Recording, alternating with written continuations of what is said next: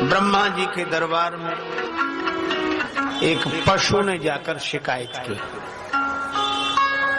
ब्रह्मा जी आप जब देखो तो मनुष्य को ही महत्व देते रहते हो, क्या विशेषता है इस मनुष्य में? और इस मनुष्य ने हम पशुओं के साथ जितने अत्याचार किए किसी ने नहीं किए। कैसे? तो उन्होंने कहा कि देखो, आपने घोड़े की पीठ पर एक आदमी की सीट बनाई,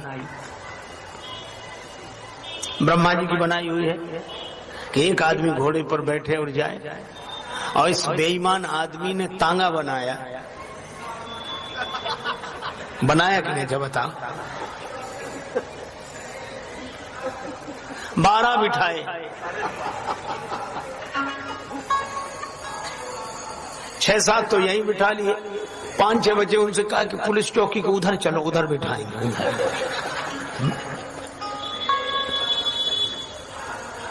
एक आदमी की सीट और इतने बिठाए। दूसरा, भेड़ के शरीर पर जो बाल उगाए गए वो इसलिए ताकि ये सर्दी से बचे, सुरक्षित रहे, और आदमी ने भेड़ को मोड़ दिया, अपने स्वेटर मफलर कोट बनाए, बेचारी भेड़ सर्दी भर ठिठुरती रही। ये अत्याचार। अच्छा, और देखो, बकरी बोली बहन तेरे तो बाल ही मूड़े, ये आदमी मुझको ही मूड़ के खा गया।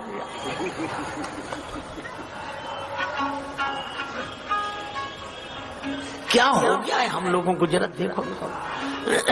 मांसाहारी पशु कभी घास नहीं खा सकता, उसके दांतों की बनावट। शेर कितने ही दिन का भूखा हो घास नहीं खा सकता, और घास खाने वाला पशु कभी मांस नहीं खा सकता, उसके दांतों की बनावट उस तरह। एक आदमी ऐसा है, चाहे जो खिला ले घास मांस, चाहे है। तब ब्रह्मा जी से ये शिकायत की गई। इसके बाद भी आप कहते बड़े भाग मानुष तन पावा, हाथी का तन क्यों नहीं, और कोई शरीर क्यों नहीं? ब्रह्मा जी ने कहा कि देखो ऐसा है, तुम लोगों की शिकायत तो जायज है, पर हम आदमी को भी बुला लेते हैं। तो हम मनुष्यों की ओर से एक प्रतिनिधि गया ब्रह्मा जी के यहाँ, और उधर सब पशु पक्षी। तो ब्रह्मा जी ने कहा कि भाई आदमी आ तो गया है, इसकी विशेषता इसलिए है कि और लोग टैं भैं चैं भैं बोलते हैं, लेकिन आदमी बोलता है तो बोली बड़ी अच्छी, स्वर बड़ा अच्छा। कोयल सामने आ गई, जब कोई आदमी सुर में बोलता तो कहते हा, क्या कोयल की तरह कूक रहा है। तो ये विशेषता पशुओं से उधार ली कि नहीं, बताओ? सुंदर बोले तो कोयल की तरह, ये बात तुम्हारी नहीं चलेगी। तो मनुष्य बोला कि हम कपड़े अच्छे पहनते हैं।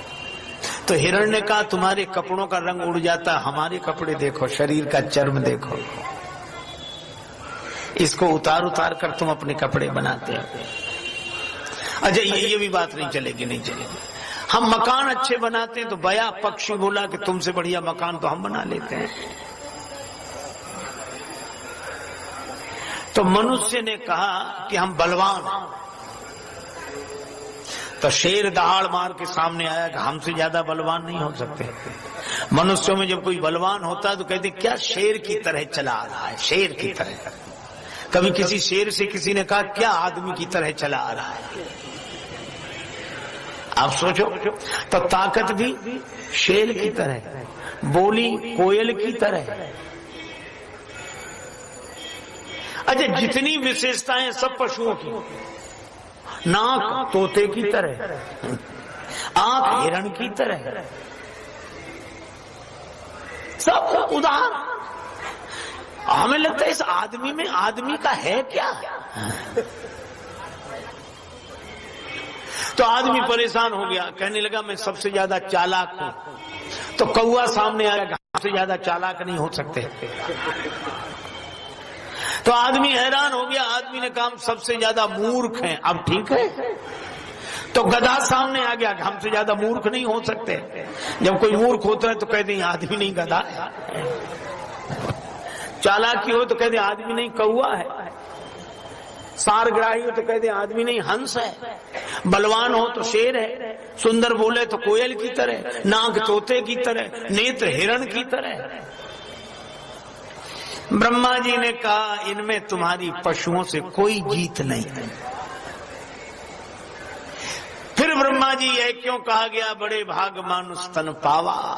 ब्रह्मा जी ने कहा इसलिए क्योंकि इसे जो शरीर मिला है साधन धाम मोक्ष कर द्वारा, साधन धाम मोक्ष कर द्वारा, पाई न जेहि परलोक समारा, पाई न जेहि परलोक समारा, पाई न जेहि परलोक समारा, साधन धाम मोक्ष कर द्वारा, साधन धाम मोक्ष कर द्वारा, पाई न जेहि परलोक समारा, पाई न जेहि परलोक समारा, परलोक समारा, परलोक समारा।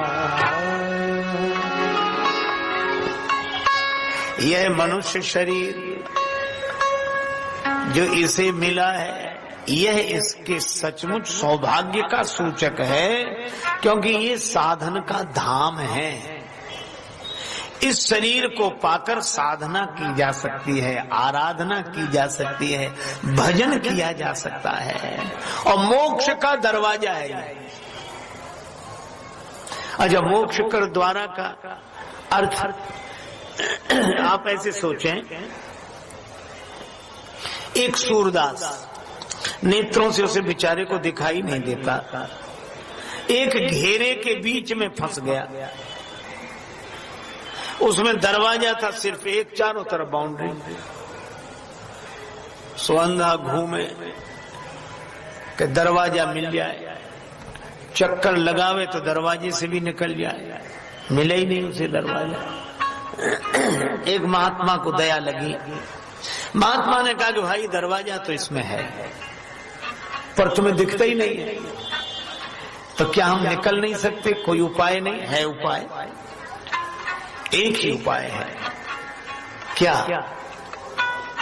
तुम दीवाल पर हाथ लगाना शुरू करो और ऐसे देखते जाओ, ऐसे दीवाल पर हाथ लगा लगा के देखते जाओ। जैसे ही दरवाजा आएगा तुम्हारे हाथ ही बता देंगे कि दरवाजा आ गया, पार हो जाना। ये क्या? अब महात्मा जी ने अंधे को दीवाल पकड़ा दिया, चलने लगे। महात्मा जी भी चले गए, पर शाम को लौट कर आए तो सूरदास उसी के भीतर निकल ही नहीं पाया। बोला अरे महाराज इसमें दरवाजा नहीं है। महात्मा बोले दरवाजा तो है, तो पता नहीं लग रहा। अच्छा तुम हमारे सामने चलकर दिखा। उसके साथ यह होता कि दीवार पर तो हाथ लगा के चलता रहता, चलता रहता, चलता। जैसे ही दरवाजा आता उसे बड़े जोर की खुजली लगती, तो दोनों हाथ से अपने सिर खुजलाने लगता, चलता भी रहता, तब तक दरवाजा निकल जाता। फिर दीवार पे हाथ लगाएगा।